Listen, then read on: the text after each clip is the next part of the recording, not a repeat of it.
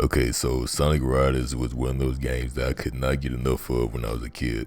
When I used to get home from school, I used to down there break my GameCube power button trying to cut it on just to play Sonic Riders. To me, it was such an interesting concept at the time. Even to this day, I still like the concept. Because I guess since we were so used to seeing Sonic run all the time, even though it was a Sonic Drift, when did that come out? Sometime in the 90s, I believe. So, him in the racing game without running wasn't just a new thing. But Sonic on hoverboards, that was just mind blowing to me. To this day, Sonic Riders art style is still one of my favorites. That intro was so amazing to me. I don't know why they just never ever did that art style again, with Sonic. If you ever made it to the end of one of my videos, I even have that as my part of my outro. But yeah, man, Sonic Riders really was just a really dope concept to me as a kid. I still like it a lot. I still play it very often. The story was pretty cool to me, it wasn't directed by fucking Steven Kubrick and nothing, but it was good for the time. Finally seeing Sonic not being the best at being fast or just being the best in general. Because when Jet got introduced, if you know the story, you know how it goes. Jet comes up, shows that Sonic is not good or not the fastest anymore on the board, and it pretty much goes to the cliche, oh man, I gotta get better. He ends up getting better. Good guys win. And speaking of him, it's kind of crazy. We haven't seen Jet in since Sonic Free Riders, but we'll get to Free Riders soon. I really like how they implemented shortcuts. Depending on which character you use, depends on which shortcut you can take. Like Sonic and Jet, they're the speed type, so they can grind on rails. Wave and Tail, the flying type, so they get to use the what the fuck do you call those rings you fly through? And Storm and Knuckles, they power type, so they can really punch through anything in their way of the shortcut. And I really think when it comes to the gear, they really peaked. Now, mind you, zero gravity gear was really good too, but when it comes to specific gear for specific characters, I think the first one had the best ones. See, in my opinion, my favorite character on the first one was Shadow because I just really like the skates. And I don't know, I just think it looks super cool because he's basically running, and the animation just looks so smooth compared to the boards. And I believe they took that away in Zero Gravity because I think they gave him just a regular board off rip. I mean, you can get skates, but I don't think the skates are specifically designed for him, color scheme wise and all that. But yeah, in my opinion, I just think they executed the first Sonic Riders pretty much perfectly. And some years later, we ended up getting Zero Gravity for the Wii. Now, they really, really put a twist with Zero Gravity. Because yeah, we was still on boards and skates and all that, but now they introduced some new technology. So pretty much Sonic finds this meteor, I believe it was, but it ends up being a artifact that the robots they end up chasing them want. And they don't know who these robots are, and Sonic ends up falling off the fucking building, but the artifact saves him by controlling gravity. See, when I was little, I was like, what the fuck? But it kind of gives it away with the name Zero Gravity. So basically, they introduced this new gear that lets you control gravity. I still think it's a dope concept, and I know some people probably say, like, oh, you just talking about nostalgia, but I literally have Zero Gravity right beside me on my desk, and it still ages well to this day because it's just a fun concept. I think a lot of people think too critically, especially when it comes to Sonic. A lot of people just are too critical about the game sometimes. I just think it's a fun racing game to pass time by.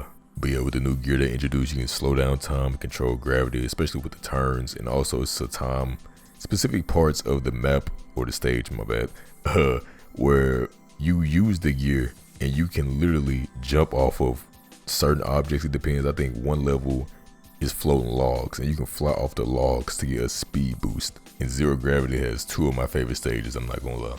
And that's 80s Boulevard and 90s Boulevard. And I'm really glad they added Silver in the game too. I think he looks nice in the game. And I don't think I've ever unlocked Super Sonic on Zero Gravity because what it takes is just too time consuming. I didn't feel like doing that. But in my opinion, my biggest gripe about Zero Gravity is they took away the style. And for those who play Zero Gravity, you know what I mean. So in the original Sonic Riders, if you haven't played it, every time you come up to the ramp, you can pretty much hold A button or like the A button or time it to jump. And when you jump, you can move the left stick around to do certain tricks. Now Zero Gravity took it away. Now it's just literally all about timing the jump, not what you do with the left stick in the air. And I think that really took away this, the uniqueness and the style and the heart of the game. Cause that was all about like the tricks. And I just feel like if they kept the left stick style tricks in Zero Gravity, I feel like that probably would have been a perfect game. But not a lot of people like Zero Gravity, and that's fine. Everybody has their own opinions. But I still have a really soft spot for it. And another gripe I had was using the Wii remote because if you know, you know. So with the Wii remote, you turn it sideways, and that's how you control the movement, like tilting, da da da. So when I was recently playing it after all these years, I was using the Wii remote, and I put the Wii remote down, and I didn't know that, well, at least I didn't remember that you go forward and backwards by leaning the Wii remote forward and backwards, and it just wasn't that convenient to me, and I was kind of shocked because you could use a GameCube controller on this game. Bro, I swear to God, when I was little, I thought you could only use the Wii remote. I did not know you could hook up your GameCube controller for zero gravity. I didn't think it was compatible, So it kind of blew my mind. I was like, bro, this whole time when I was little, I could have just used my GameCube controller, and that's all I've been using recently. I just feel like using the Wii remote just isn't that convenient and comfortable, to be honest, because you have to constantly keep it at a certain angle so you don't go backwards or just fuck up with turning. It's just too much to me. I think just a regular controller is the best. But yeah, other than the Wii remote and taking away using the left stick for style, I think it's an overall good game. So at that point, to me, Sega was pretty much 2 for 2 when it came to Sonic Riders. And then some years went by, and Sonic Free Riders came out, and man, that game was just lifeless, man, and dull. I don't even quite remember what the fuck the story was even about. I know the first one, the second one was pretty much about Babylon. What was Free Riders even about? I might have to look at it again, because I remember specifically the cutscenes being pretty much cheap. It's just pictures of them talking. It wasn't even really animated cutscenes, and I was like, what the fuck is this? It's like they didn't even try with Free Riders. I just think Sega, in my opinion, I don't know if this is what officially happened, but knowing Sega, I don't know, but when I was younger, I definitely felt like, okay, I think with Free Riders, Sega pretty much used the brand of Sonic Riders to get a quick buck, because that shit was terrible. And I don't even have Free Riders on my Xbox, let alone a Kinect. So when 360, I think most people who watch my videos are pretty much old enough to remember 360 and the Kinect and all that. So with Free Riders, they implemented the Kinect, and good God, it was terrible. I had Free Riders at the time, so of course I'm talking about it. So I had Free Riders at the time. I was like, okay, maybe it can't be that bad. And bro, using Kinect for that game was absolutely horrible. And yeah, that shit was pretty much terrible, because the Kinect really didn't even register your body movements most of the time, and using it for the motorcycle was terrible as well. And we're using it for the hoverboard, especially when it came to jumping. Oh my God, it was bad. And like I said, I don't have Free Riders or Kinect, so I'm just using Jay's reviews.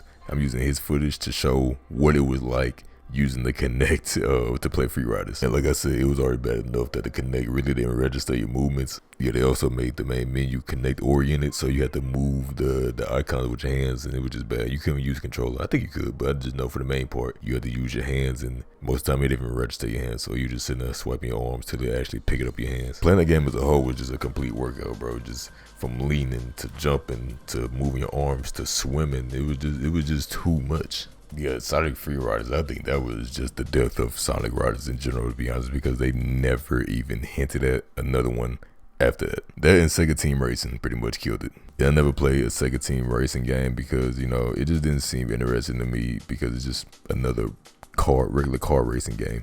And it just wasn't unique at all to me, because Sonic Riders, that was Sonic's racing game type, you know what I'm saying? Why put him in a car? You were good with the hoverboards, but you know how Sega is. Once they get fucking flamed up for doing something wrong, they just never go back to it ever again. I just feel like if they get the right people to develop another Sonic Riders game, it can definitely get revived, because there's a version of Sonic Riders out called Sonic Riders DX, and I'm in their Discord for it, and it's pretty cool. They added a lot more stuff to Sonic Riders base game, and I think you should really check it out. It's really dope. I haven't played in a while because, I've been busy with stuff, so I haven't had time to play it, because I've been playing other games as well. But when I was playing it, it was really fun. And this could be Sonic Riders. This could be the new Sonic Riders, but it's Sega. They probably not even thinking about that game anymore.